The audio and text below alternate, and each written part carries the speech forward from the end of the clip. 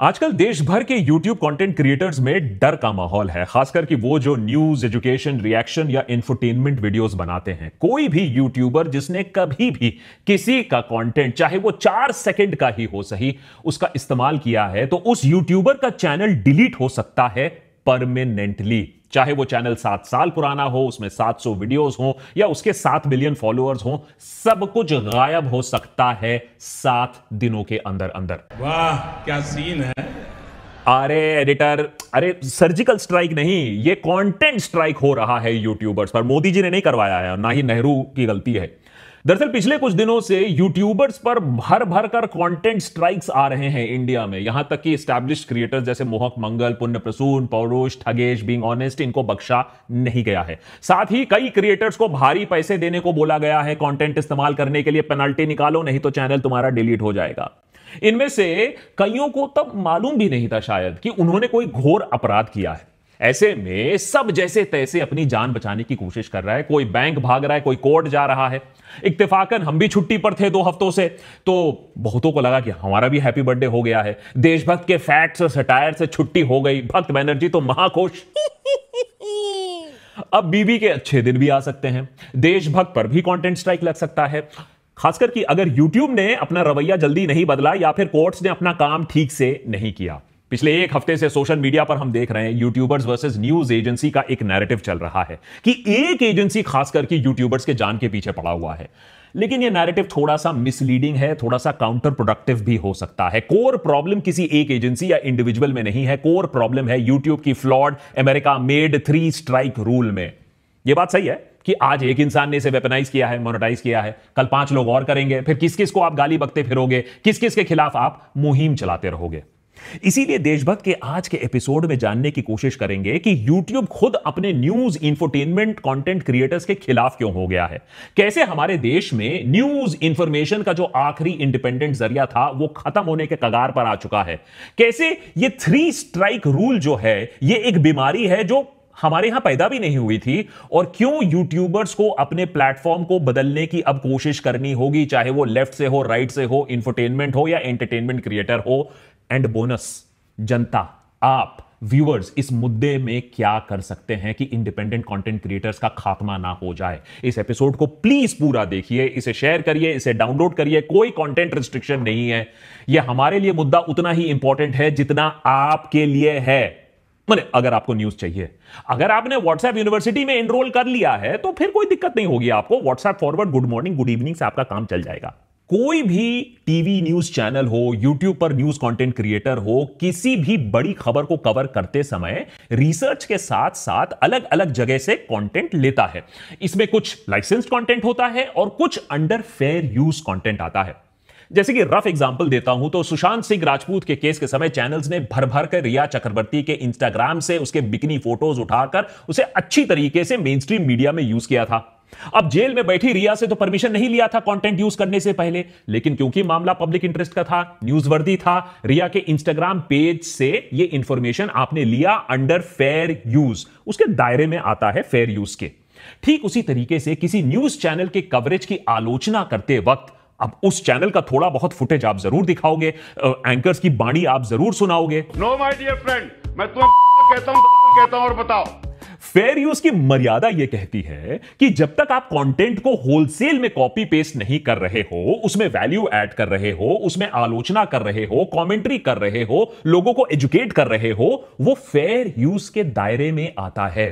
और यह देशभक्त पर भी लागू होता है कि हम उन दर्जनों वीडियो के खिलाफ एक्शन ना ले, उन YouTube कंटेंट क्रिएटर्स को स्ट्राइक ना करें जिन्होंने सो कॉल्ड हमें एक्सपोज करने के लिए, देशभक्त को एक्सपोज करने के लिए अंटसंट वीडियोस बनाए हैं।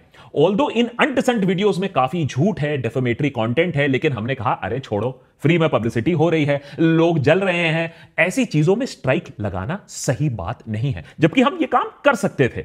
और ठीक इसी तरीके से देश की राजनीति में क्या हो रहा है, देश के प्रधानमंत्री का वाणी क्या है, वो क्या कर रहे हैं, वो दिग्गज नेता क्या, उनके मुंह से कैसे कैसी वाणी निकल रही है, यह सब रिपोर्ट करना फेयर यूज के दायरे में आना चाहिए। हां, सारा दिन बाइट्स चलाना है, पूरा का पूरा भाषण सुनाना है, प्रेस कॉन्फ्रेंस दिखाना है, 24 घंटे न्यूज चलाना है, तो आप चाहे न्यूज चैनल हो या यूट्यूब कंटेंट क्रिएटर हो, आपको मोटा पैसा देना चाहिए एजेंसीज को, क्योंकि उन्होंने अपना माल मसाला एम्युनिशन लोग इक्विपमेंट लगाया है आप तक यह खबर पहुंचाने के लिए, तो वहां पैसा देना चाहिए। लेकिन अगर एक महीने में एक कंटेंट क्रिएटर 20 मिनट के वीडियो में 10 सेकंड का एक कंटेंट छोटा सा बाइट इस्तेमाल करता है, तो क्या उस संदर्भ में उसे लाखों रुपए देने चाहिए या लाखों रुपए उससे मांगना चाहिए? और अगर नहीं दिया तो वीडियो डिलीट नहीं, पूरा चैनल डिलीट करवा देना चाहिए? इस सवाल पर अभी बहस छिड़ी हुई है हमारे देश में। अब उस स्थिति में आप क्या करोगे जब किसी बड़े नेता ने, सोच लीजिए राष्ट्रपति ने, प्रधानमंत्री ने एक जटिल मामले में सिर्फ एक न्यूज एजेंसी को एक बाइट दिया हो, लेकिन वो नेशनल इंपॉर्टेंस का बाइट है, या फिर उस एक बाइट के लिए यूट्यूबर्स को या किसी चैनल को लाखों रुपए देने पड़ेंगे? या वो फेयर यूज के दायरे में आएगा? या फिर न्यूज एजेंसी, चैनल्स, यूट्यूबर्स को भाई जितना कंटेंट आपने इस्तेमाल किया है, अगर आप कम कंटेंट इस्तेमाल कर रहे हो आप उतना पैसा दे दो, वो भी फेयर यूज में आ जाएगा कि भैया आपने इतना कंटेंट इस्तेमाल किया है, हम आपको इतना पैसा इसलिए दे रहे हैं। एक छोटा सा एग्जांपल दे रहा हूं मैं आपको। इंडिया के इंटरनेशनल क्रिकेट मैचेस के लिए प्राइवेट कंपनीज खरबों रुपए देती हैं, फिर भी उन्हें कुछ इंपॉर्टेंट मैचेस दूरदर्शन को देना पड़ता है, जिससे देशवासी फ्री ऑफ कॉस्ट अपने देश को क्रिकेट खेलता देख सके बिना एक पैसे दिए हुए। यह भी फेयर यूज का एक सिंपल उदाहरण है कि पब्लिक इंटरेस्ट में भी कुछ कंटेंट होता है जिस पर आप एक दाम नहीं लगा सकते हो। इसीलिए दुनिया भर के लीगल सिस्टम में फेयर यूज के दायरे में न्यूज और न्यूज कमेंट्री खास करके आती है। सबसे पॉजिटिव डेवलपमेंट इस पूरे YouTube कंटेंट स्ट्राइक के मामले में यह हुआ है कि अब सरकार को इस मैटर में क्लैरिटी लाने की दरकार आई है। सरकार ने अब कहा है कि प्रसार भारती हो, आकाशवाणी हो, दूरदर्शन नेशनल हो, PIB हो, इन सब का कंटेंट अब फ्री टू यूज बनाया जाएगा सोशल मीडिया प्लेटफॉर्म्स के लिए। यह फैसला तब आता है जब कुछ यूट्यूबर्स ने यह भी दावा किया कि सरकार की खुद की न्यूज एजेंसी टैक्स पेयर वाली प्रसार भारती ने उन पर कंटेंट स्ट्राइक लगाया है। अब आप ही बताइए, क्या एक सरकारी ब्रॉडकास्टर, टैक्स पेयर से पैसों से चलने वाली संस्था कंटेंट स्ट्राइक लगा सकती है किसी सोशल मीडिया चैनल पर? क्या उसे ऐसा सोचना भी सही है? सरकार अपनी बात पर कितने हद तक अब रहती है? डीडी का कंटेंट, पार्लियामेंट के प्रोसीडिंग्स का कंटेंट स्ट्राइक फ्री रखती है या नहीं, अभी ये देखना है। ये अभी अनाउंसमेंट आया है, लेकिन ये एक बहुत बड़ा पॉजिटिव स्टेप है। अब आप बोलोगे कि फिर क्या प्रॉब्लम है, सरकारी कंटेंट फ्री में इस्तेमाल करो, प्राइवेट एजेंसीज को पैसा डिमांड करने दो जितना वो डिमांड कर रहे हैं, और न्यूज एजेंसीज का तो हक बनता है। सोशल मीडिया पर यह बात कहने के लिए काफी लोग लड़ने को भी आ गए हैं। आफ्टर ऑल न्यूज एजेंसीज या न्यूज चैनल भी तो पैसा लगाकर, रिपोर्टर लगाकर बाइट विजुअल आप तक लाते हैं। यूट्यूबर फ्री में कैसे इस्तेमाल कर ले इस बात का? बिल्कुल सही बात है, बिल्कुल सही आर्ग्यूमेंट है, मैं इस बात से पूरी तरीके से सहमत हूं। और इसीलिए YouTube ने कॉपीराइट होल्डर्स को बहुत पावर्स देके रखे हैं। सोच लीजिए, इस एपिसोड में हमने किसी न्यूज एजेंसी का 5 सेकंड, सिर्फ 5 सेकंड का क्लिप इस्तेमाल किया है। अब मेरा एपिसोड 5 मिनट का हो या 50 मिनट का हो, 5 व्यूज आए इस एपिसोड पर या 5 मिलियन आए, ओरिजिनल कॉपीराइट ओनर के पास हक बनता है कि इस एपिसोड का सारा पैसा, एक एक पैसा उसके पास चला जाए, क्योंकि मैंने 5 सेकंड का कंटेंट इस्तेमाल किया है। इसे YouTube की भाषा में कॉपीराइट क्लेम कहा जाता है, और यह बड़े media companies, movie studios, music companies के लिए ऑटोमेटिक होता है YouTube द्वारा। जैसे कि हमने किस्सा कुर्सी का, उस पर एक डिटेल्ड एपिसोड बनाया, पॉलिटिकल सटायर मूवी थी, हमने उसको पूरी तरीके से रिव्यू किया। डे 1 से सारा अर्निंग कॉपीराइट होल्डर के पास चला गया। या फिर ये वाला एपिसोड, हिटलर के मीम वीडियो, आप इसको जितनी बार इस्तेमाल करना चाहें आप इस्तेमाल कर सकते हैं, नो प्रॉब्लम, लेकिन पैसा कंटेंट ओनर के पास ही जाएगा, आपके पास एक पैसा नहीं आएगा। टी सीरीज का कोई भी गाना आप ले लो, उस पर डांस वीडियो अपलोड करने की कोशिश कर लो, वीडियो अपलोड होने से पहले, पूरा वीडियो अपलोड होगा भी नहीं उससे पहले पैसे टी सीरीज को जाएंगे, YouTube पहले ही आपको बता देगा। और टी सीरीज आज लोगों के चैनल इस बात पर डिलीट नहीं करता है, वो भी समझ चुका है कि भाई लोग आपका कंटेंट इस्तेमाल कर रहे हैं, उसके पैसे हम ले लेंगे। क्रिएटर को क्रिएटिव सेटिस्फैक्शन मिलती है, टी सीरीज खुश, क्योंकि चोरी नहीं हो रहा है उसका कंटेंट, उसे उसकी भरपाई मिल रही है, उसके पैसे मिल रहे हैं। तो फेयर यूज के साथ साथ कॉपीराइट क्लेम इस बात का ख्याल रखती है कि आप किसी कंटेंट की आलोचना कर सकते हैं, उस पर कमेंट्री कर सकते हैं, उस पर टिप्पणी कर सकते हैं, उसे नई तरीके से यूज कर सकते हैं, उसे नए अंदाज में पेश कर सकते हैं, और जरूरत आने पर उसका पैसा शेयर कर सकते हैं ओरिजिनल कॉपीराइट होल्डर के साथ वाया कॉपीराइट क्लेम। और ये अक्सर होता भी है, इससे चैनल पर कोई इंपैक्ट नहीं पड़ता है, कोई नेगेटिव इंपैक्ट नहीं होता है एल्गोरिथम पर।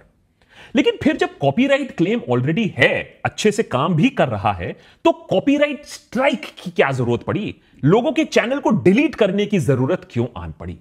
आज जो यूट्यूबर्स का चैनल डिलीट हो रहा है, उसका क्रेडिट, उसका श्रेय जाता है यूट्यूब को और हमारे देश के कमजोर फेयर यूज लॉ को। इसका सबसे बड़ा उदाहरण मोहक मंगल नहीं है, बल्कि न्यूज लॉन्ड्री है, जिसे 2021 में इंडिया टुडे ग्रुप ने 50 से भी ज्यादा कॉपीराइट स्ट्राइक्स मार दिए। 50 कॉपीराइट स्ट्राइक्स एक साथ एक न्यूज चैनल ने न्यूज लॉन्ड्री को मार दिए, वो जिसका काम है न्यूज चैनल पर कमेंट्री करना, न्यूज चैनल की पोल खोलना।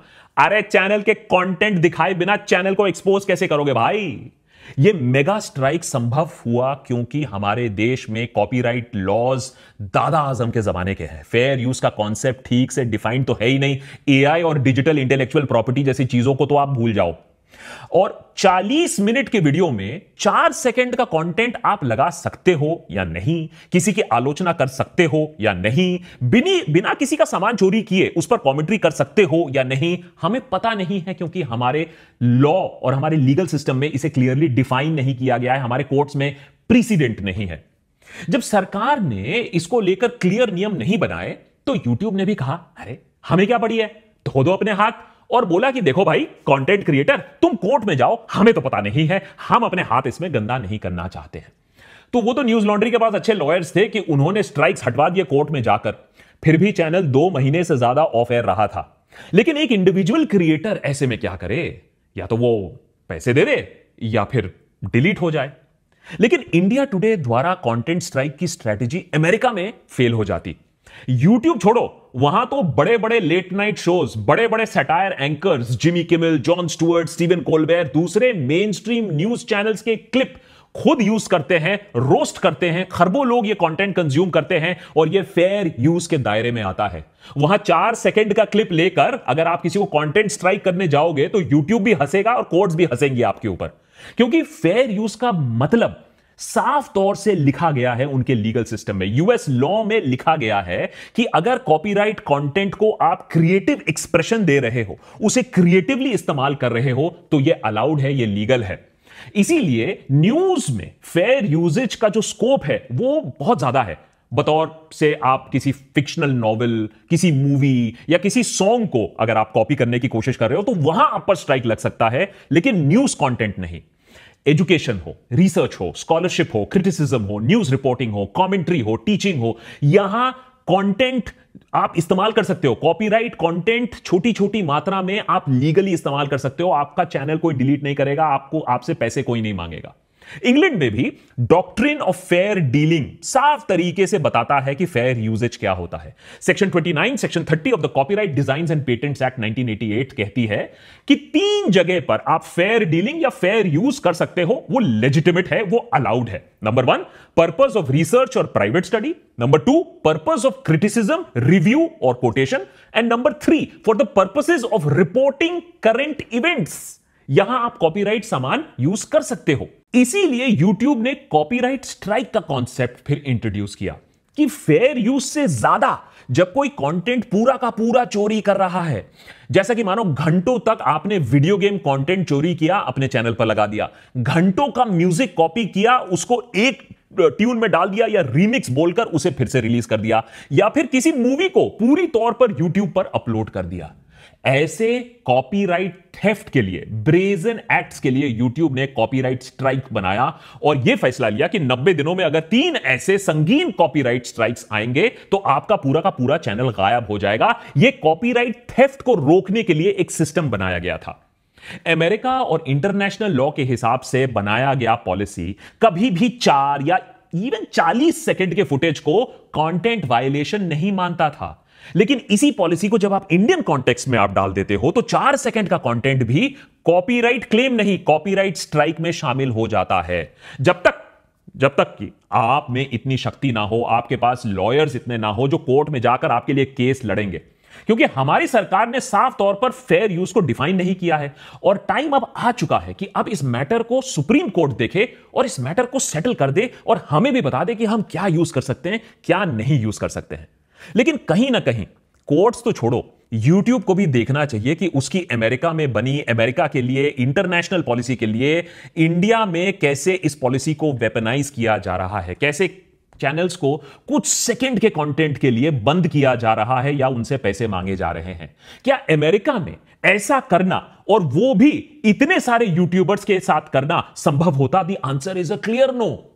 मुश्किल सवाल उठाने वाले चैनल्स के लिए अब ये नई चुनौती। पहले पुलिस से बचो, सरकार से बचो, अब यूट्यूब से खुद ही डर के रहो। यूट्यूब के 3 स्ट्राइक पॉलिसी और यूएपीए लॉ में ज्यादा फर्क नहीं रह गया है। You are guilty unless proven innocent. YouTube में कुछ तो बदला है पिछले कुछ महीनों में। पहले जो कंटेंट स्ट्राइक की डिमांड होती थी उसे क्लोजली स्टडी किया जाता था और सिर्फ सीरियस क्लियर वायलेशन केसेस में चैनल डिसाइड करती थी कि भैया आप पर कंटेंट स्ट्राइक लगेगा, आपका चैनल डिलीट हो जाएगा। लेकिन हाल फिलहाल में शायद वॉल्यूम इतना बढ़ गया है या फिर यूट्यूब ने एआई एजेंट्स को काम दे दिया है। अब यूट्यूब मानो कह रहा है कि किसी ने कंटेंट स्ट्राइक लगाया तुम्हारे ऊपर, कुछ सोच के ही लगाया होगा, अब इसे पास कर देते हैं, स्ट्राइक लगा देते हैं। जिस क्रिएटर पर स्ट्राइक लगा है वो इसे हैंडल करे, हमें तो भाई पता नहीं है, तुम जाओ कोर्ट। मैं YouTube पर पिछले 7 सालों से काम कर रहा हूं, पर YouTube हमेशा से मैं देखता आया हूं, क्रिएटर्स की बात कम से कम सुनता था, लेकिन YouTube का अब ये जो नया रवैया है ये बहुत ही डिसअपॉइंटिंग है। न्यूज कंटेंट क्रिएटर्स के साथ YouTube का रवैया वैसे में भी थोड़ा सा सौतेला ही रहा है। YouTube को कमाने हैं पैसे, YouTube को क्रांति तो लानी नहीं है और ना ही वो सच की मशाल लेकर चल पड़ी है। न्यूज कंटेंट क्रिएटर्स, मैं हमेशा बोलता हूं, YouTube के तहखाने में जैसे तैसे जी रही थी, लेकिन अब इस 3 स्ट्राइक रूल सिस्टम के चलते वो तहखाने में भी नहीं रह पाएगी, वहां भी उसे मार डाला जाएगा, अनलेस यूट्यूबर्स और YouTube की ऑडियंस प्रेशर डाले कि भैया इसको तो आप बदलो, इसमें आप चेंज जरूर लाओ। अब मुझे मालूम है कि किसी भी तरीके का बदलाव लाना मुश्किल होता है, लेकिन शायद इन मुश्किलों में सबसे आसान काम है YouTube को बदलना, क्योंकि YouTube का सबसे बड़ा मार्केट इंडिया है। 500 मिलियन या ½ बिलियन यूजर्स इंडिया से आते हैं। YouTube का नंबर 2 मार्केट है यूएसए और वो हमसे आधा है, 250 मिलियन यूजर्स। लेकिन YouTube का नियम यूएसए के अनुसार क्यों बनाया गया है? 3 स्ट्राइक पॉलिसी इंडियन सिचुएशन के हिसाब से तो नहीं लिखा गया है। YouTube को इंडिया के लिए अलग पॉलिसीज बनानी होगी और YouTube ऐसा कर सकता है, किया भी है ऐसा, जहां पैसे की बात आती है। क्या आपको पता है कि जहां हर देश में YouTube के पास एक ट्रेंडिंग लिस्ट होती है, इंडिया में YouTube 8 ट्रेंडिंग लिस्ट मेंटेन करता है। हिंदी, तमिल, तेलुगु, मराठी, बांग्ला, सबके लिए अलग ट्रेंडिंग लिस्ट है। तो अलग कॉपीराइट रूल्स भी बन सकती हैं, ऐसा कोई इंपॉसिबल काम नहीं है। अगर हमारे देश में फेयर यूज क्लियरली डिफाइंड नहीं है तो 3 स्ट्राइक्स के वजह से चैनल नहीं, वो वीडियो डिलीट कर दो। अगर किसी का कंटेंट इस्तेमाल हुआ है तो एपिसोड का सारा रेवेन्यू, सारा पैसा ओरिजिनल कंटेंट क्रिएटर जो डिमांड कर रहा है उसे दे दो। अगर एक ही जगह से बार बार स्ट्राइक आ रहा है तो यूट्यूबर को एक वार्निंग दे दो कि भाई तुम्हारे चैनल में कॉपीराइट का इशू है, आप इसे संभाल लो, चेक कर लो, नहीं तो आप पर स्ट्राइक लग सकता है। अभी तो ऐसा होता है कि 3 स्ट्राइक एक साथ आ जाते हैं कि तुम्हारा चैनल डिलीट होने वाला है। बहुत कुछ किया जा सकता है, लेकिन प्रेशर तो हमारे तरफ से आना होगा। और यह बात मैं क्लियर कर दूं, ये कोई right wing, left wing, central wing, entertainment, news content creator का मुद्दा नहीं है, ये सबका मुद्दा है, ये सब पर आएगा, गाज सब पर गिरेगी। कल एंटरटेनमेंट कंटेंट क्रिएटर्स पर भी ये गाज गिर सकती है। सबको एक साथ आना होगा। प्रॉब्लम यह है कि YouTube में सबको एक साथ आना दिखना थोड़ा सा मुश्किल है। ये जो यूनिफॉर्म कोलैब है ये करना थोड़ा मुश्किल है, लेकिन यहां ऑडियंस बहुत बड़ा रोल प्ले कर सकती है, क्योंकि ऑडियंस भी तो सैकड़ों में है। ऑडियंस को क्या करना है, 1-2 चीजें मैं बता सकता हूं। YouTube को ईमेल करिए, in@google.com, ये इनका इंडिया का सपोर्ट एड्रेस है।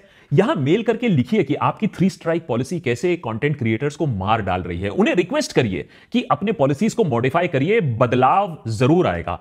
सरकार से मैं ज्यादा एक्सपेक्ट नहीं करता हूं, लेकिन आप pgportal.gov.in में एक कंप्लेंट दर्ज कर सकते हैं कि भाई ये जो पॉलिसी है, आप बताइए कि क्या रूल है, 5 सेकंड, 10 सेकंड, फेयर यूज क्या होता है। आप एक नियम इंट्रोड्यूस कर दीजिए, कम से कम हमें मालूम तो चलेगा कि क्या सही है क्या गलत है।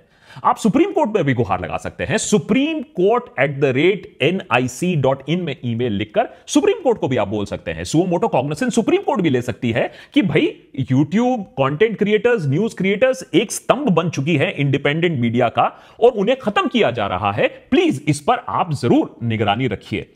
अब देखिए, यूट्यूबर्स को आपको सपोर्ट भी तो कहीं ना कहीं करना पड़ेगा। कंटेंट उनका आता है, आप लाइक करते हो, शेयर करते हो, लेकिन जो यूट्यूबर्स कोर्ट जाने की हिम्मत दिखा रहे हैं उन्हें आपको सपोर्ट करना पड़ेगा। बोलना पड़ेगा कि भैया रूल तो साफ करना पड़ेगा सरकार को और कोर्ट को, 2 second 10 second 20 second fair use कहां अलाउड है कहां नहीं अलाउड है, इसको आप क्लियर करिए। नहीं तो मदर ऑफ डेमोक्रेसी तो हम कह रहे हैं, लेकिन मदर ऑफ डेमोक्रेसी के आसपास भी नहीं हो रहे, मदर सिस्टर हो रहा है राइट टू फ्री स्पीच और एक्सप्रेशन का। लास्ट में हम क्या कर रहे हैं इस मुद्दे पर? पिछले 1-2 हफ्तों से हम भी बात कर रहे हैं लॉयर्स से, अपनी टीम से, जो हमारे एडवाइजर्स हैं। एक बात तो साफ है, कुछ लोग कह रहे हैं कि भाई तुमने भी पैसे दिए होंगे। ना हमने पैसे दिए हैं, ना हम पैसे देंगे, क्योंकि बात सिर्फ एक बंदे को पैसे देने की नहीं है, बात एक कॉन्सेप्ट की है, फेयर यूज की है, जो कि एक फंडामेंटल राइट है एक कंटेंट क्रिएटर का। तो हम भी जाएंगे कोर्ट अगर जरूरत आन पड़ी इसके लिए, लेकिन ये करना इतना आसान भी नहीं है। हमारे पास भी लिमिटेड रिसोर्सेज हैं, और ये बात हम जानते हैं कि अगर हम कोर्ट जाएंगे तो शायद चैनल 1-2 महीने तक ऑफ एयर रहेगा। तो सबसे पहला काम हम जो कर रहे हैं, एक बफर बिल्ड कर रहे हैं कि अगर जरूरत पड़े तो चैनल 2-3 महीने ऑफ एयर भी रह सके, सबका पेमेंट जाए, एडिटर का पेमेंट भी जाए, ऑफिस का रेंट भी जाए, और ऑफ कोर्स लीगल एक्सपेंसेस के लिए भी हम एक बफर बिल्ड कर रहे हैं, जिससे अगर जरूरत पड़े तो हम भी इस मैटर को कोर्ट में फाइट करें, अपना हक जानने की कोशिश करें कि फेयर यूज कहां है, क्या यूज कर सकते हैं, क्या नहीं यूज कर सकते हैं। तो यह चीज हम करने की कोशिश कर रहे हैं। इसमें मैं जरूर रिक्वेस्ट करूंगा कि मैं रिक्वेस्ट करता हूं, आप बहुत लोग नहीं मानते हैं, चैनल सब्सक्राइब, आधे 50% लोग ने अभी तक चैनल सब्सक्राइब नहीं किया, रेगुलर व्यूअर्स जो है वो सब्सक्राइब तक नहीं करते हैं, लेकिन कुछ लोग हैं जो हमें कॉन्स्टेंटली सपोर्ट करते आए हैं। उनसे मैं रिक्वेस्ट करूंगा कि patreon.com/देशभक्त पर जाकर एक एनुअल मेंबर बनने की कोशिश करें। एनुअल मेंबरशिप से क्या होता है, हमारे पास एक विजिबिलिटी रहती है कि अगले कुछ महीनों तक, 1 साल तक हमारे पास कितने फंड्स हैं, कितने रिजर्व्स हैं।